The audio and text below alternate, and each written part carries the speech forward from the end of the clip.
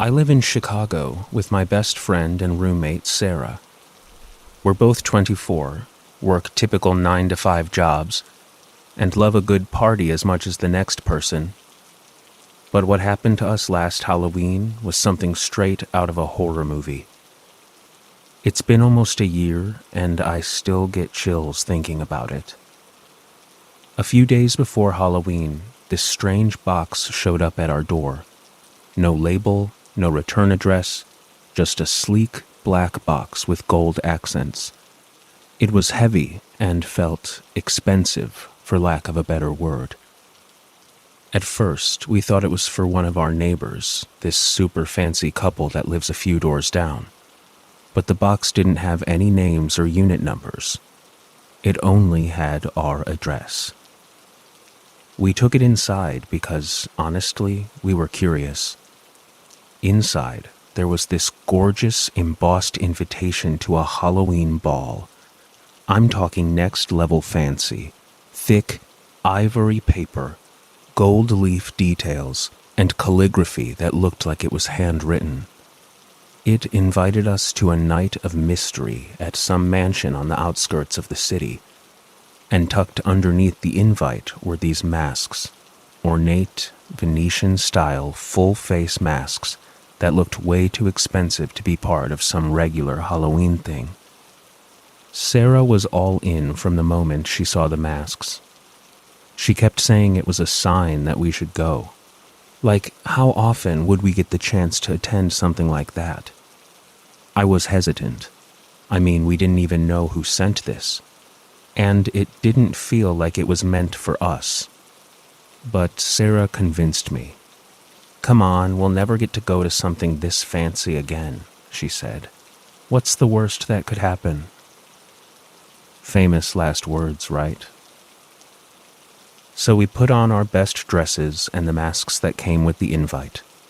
I had to admit, we looked pretty badass. The location was this massive old mansion way out past the city, and when we arrived, there were tons of people already there. Everyone was dressed to the nines, fancy gowns, tuxes, and masks just as elaborate as ours. But from the moment we walked in, something felt off. No one was really talking. It wasn't like your usual party where people are laughing and mingling. Most people were standing around in small groups, whispering or just staring at each other. It was dead quiet, aside from the soft classical music playing in the background. At first, I thought maybe we were just early or something, but as time went on, the vibe only got weirder. People would glance at us but wouldn't engage, like they were waiting for something. I tried to brush it off, but the uneasiness kept building. After about an hour, I turned to Sarah and whispered, "I think we should go." She nodded, looking more uncomfortable by the minute. We decided to quietly make our exit, but when we got to the front doors, they wouldn't open. I thought maybe we were missing something, like maybe there was a latch or something keeping the door closed, but no. It was like the doors were locked from the outside. We looked around, thinking there must be another exit, but everywhere we turned, people were standing in groups, just staring at us. Panic started creeping in. We moved to the back of the room, trying to blend in and figure out what the hell was happening. Then it got worse. One by one, the guests started raising their right hands, slowly, almost in sync, like they were following some invisible cue. On their fingers, each person wore the same ring, thick, gold, with some sort of dark stone in the middle. Sarah grabbed my arm, her grip tight, and whispered, "We need to leave now." We pushed our way through the crowd, trying to stay calm, but it felt like every pair of eyes was on us. I could feel my heartbeat in my throat, and Sarah was breathing fast beside me. We tried another door, a side entrance near the kitchen, but it was locked too. The windows were no better, each one bolted shut or sealed somehow. At this point, we didn't care about being subtle. We started running. We darted down a hallway, hoping to find another way out. Every corner we turned seemed to lead us deeper into the house, and behind us we could hear footsteps, not running, but following, calmly, slowly, like they knew we had nowhere to go. Finally, by some miracle, we found a small side door near the back of the house that opened. We practically fell out into the cold night air, sprinting toward the street. There was a row of parked cars, but neither of us had driven. In our panic, we didn't think to call a ride until we were half a block away. We tore off our masks and costumes in the middle of the street, throwing them into some random bushes, and hailed the first cab we saw. When we got home, we locked every single door and window. I was shaking so hard I could barely text. But here's the part that freaks me out the most. When we walked into the kitchen, there was something on the table that wasn't there when we left. It was a pair of masks. The 2 masks we had just torn off and left outside of the party. And they were left inside our locked apartment. We don't know how they got there or who left them, or how they were able to get there so quickly and leave again. I tried telling myself it had all been some elaborate prank, or Sarah was just messing with me, but I could tell that she really was as freaked out as I was. We agreed to throw out the masks and not tell anybody about the party. Sometimes I still think about what would have happened if we hadn't found that side door.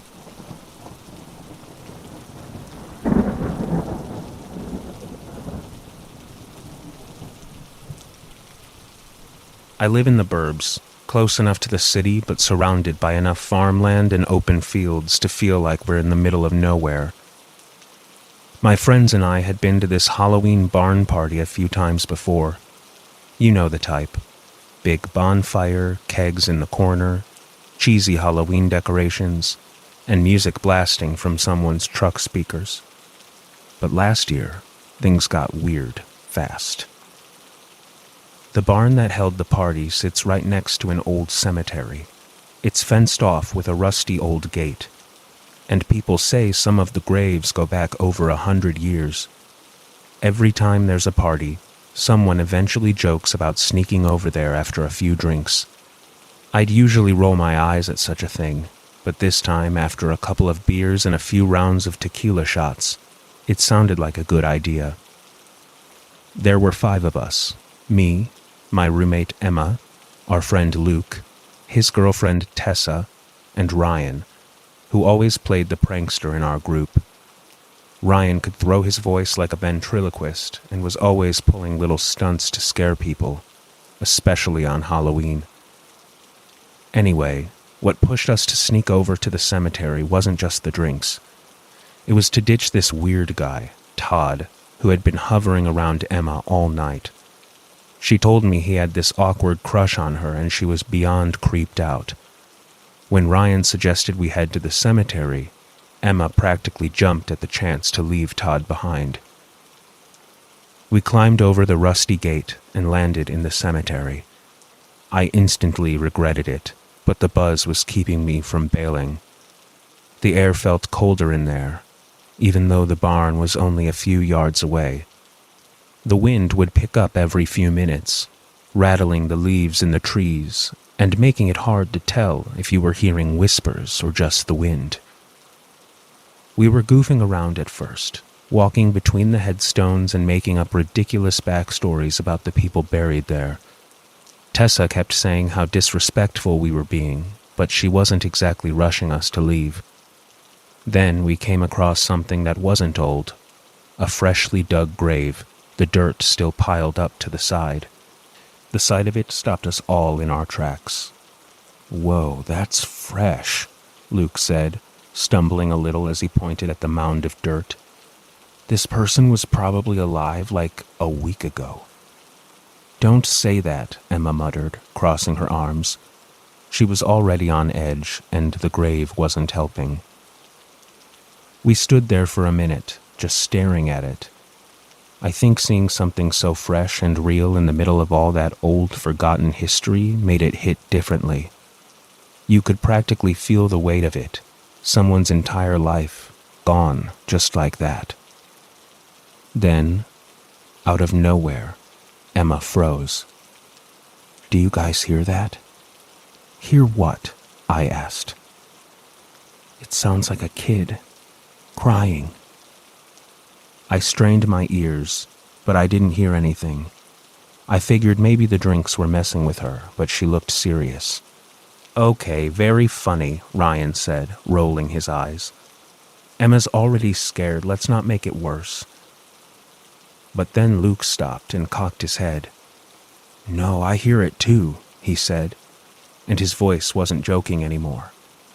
"But it's not a kid. It sounds more like an old lady." And that's when I heard it. Faint at first, but unmistakable. A soft, distant crying. It sounded like it was drifting in the wind, coming from all directions. Now I was sure they were screwing with me.